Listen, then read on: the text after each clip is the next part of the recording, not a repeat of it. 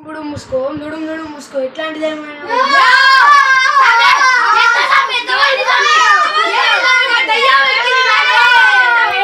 ఎందుకంత బాధపడతారు? కూర్చోండి కూర్చోండి. ఏంది స్వామి చెప్పండి స్వామి. చెప్పండి స్వామి.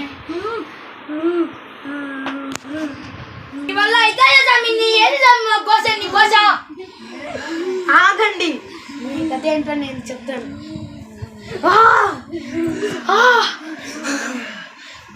మీరు ఇప్పుడు నాకు తెలిసింది.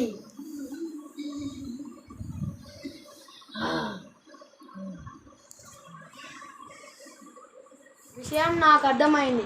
క్రిత జన్మలో మీరందరూ ఒక రాజు కొడుకులు. ఒకసారి వేట కనుక వెళ్ళినప్పుడు కోయిదర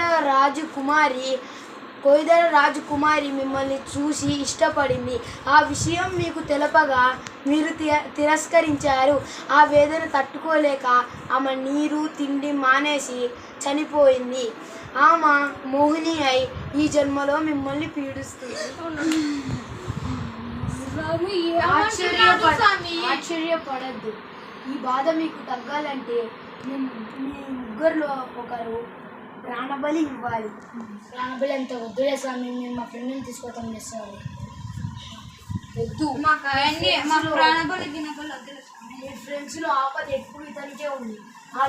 క్రిత జన్మలో కోయిదర రాజకుమారి ఇతన్నే ఎక్కువ ఇష్టపడింది కాబట్టి ఇతన్నే ప్రాణబలి ఇస్తే ఆ ఆత్మ శాంతిస్తుంది. సరే స్వామి. మోహిని నన్నే ఎక్కువ ఇష్టపడింది కాబట్టి నేను ప్రాణబలి ఇస్తే మా స్నేహితులు ఆనందంగా ఉంటారు.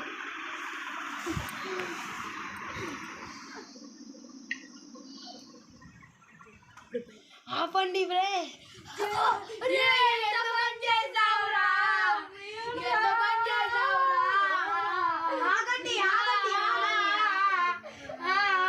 స్వామిని పశువు అలవాటు కదా స్వామి, పశువు స్వామి.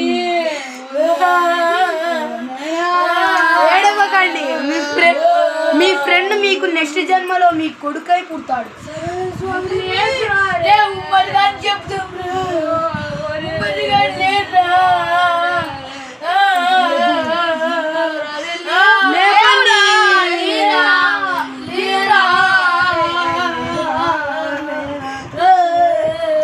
ఎంతో పని చేసావు, మేము తొందరపాటు తీసుకున్నావు. మీ ఫ్రెండ్స్ కోసం నీ ప్రాణాన్ని పని చేసావు.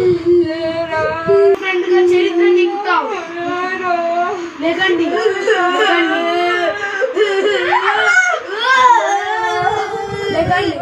మీ ఫ్రెండ్ మీకు ఎప్పుడు మీ రూపంలోనే మీకు తోడుగా ఉంటాడు. ఏడవద్దు, లేకండి. నేను ఇప్పుడు ఏం చెప్పాలి స్వామి? ఇంతవరకు 4 పాటలు మనము లైక్ చేసాం కదా. ఇప్పుడు 5వ పాట వరకు చేసినందుకు థ్యాంక్ యూ.